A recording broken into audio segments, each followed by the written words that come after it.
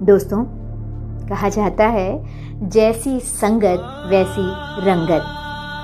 और मेरा मानना है कि अभी तक मैंने ज़िंदगी में जितने अनुभव बटोरे हैं उनके आधार पर सचमुच में जो हमारी संगत होती है, जो हमारा साथ होता है, जो हमारी सोहबतें होती हैं, वो हमारी ज़िंदगी की दिशा को तय करती हैं। इसीलिए कहते हैं कि हमेशा अच्छे लोगों के साथ होना चाहिए, उनका साथ ढूंढना चाहिए और जिनके पास ढेर ज्ञान हो ऐसे लोगों को अपना दोस्त बनाना चाहिए। जिस तरह कहा जाता है ना कि चंदन के वृक्ष में सर्प अगर लपटा हुआ हो तो वो अपनी विष की जो प्रकृति होती है बावजूद उसके वो भी चंदन के वृक्ष में लिपटे हुए रहने के कारण महकने लगता है, क्योंकि उसे चंदन की संगत मिल जाती है तो उसके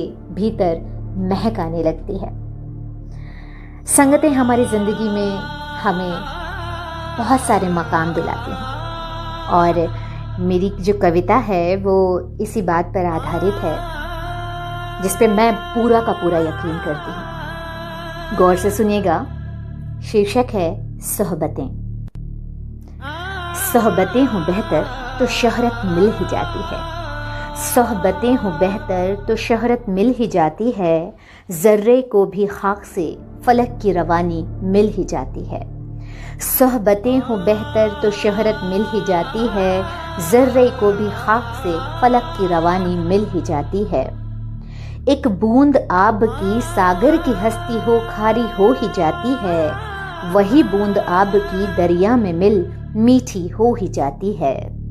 एक बूंद आब की सागर की हस्ती हो खारी हो ही जाती है। वही बूंद आब की दरिया में मिल मीठी हो ही जाती है। आब वही सीप में बंद हो मोती बन ही जाते हैं। फिर चातक के अंग संग हो अमीय बन इठलाते हैं। आब वही सीप में बंद हो मोती बन ही जाते हैं। फिर चातक के अंग संग हो अमीय बन इठलाते हैं।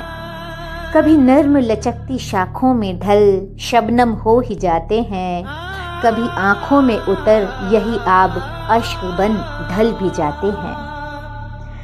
कभी रगों में ढल लहू बन जीवन गीत गुनगुनाते हैं। आग में हस्ती अपनी फना कर आब भाप हो ही जाते हैं। कभी रगों में ढल लहू बन जीवन गीत गुनगुनाते हैं। आग में हस्ती अपनी फना कर आब भाप हो ही जाते हैं।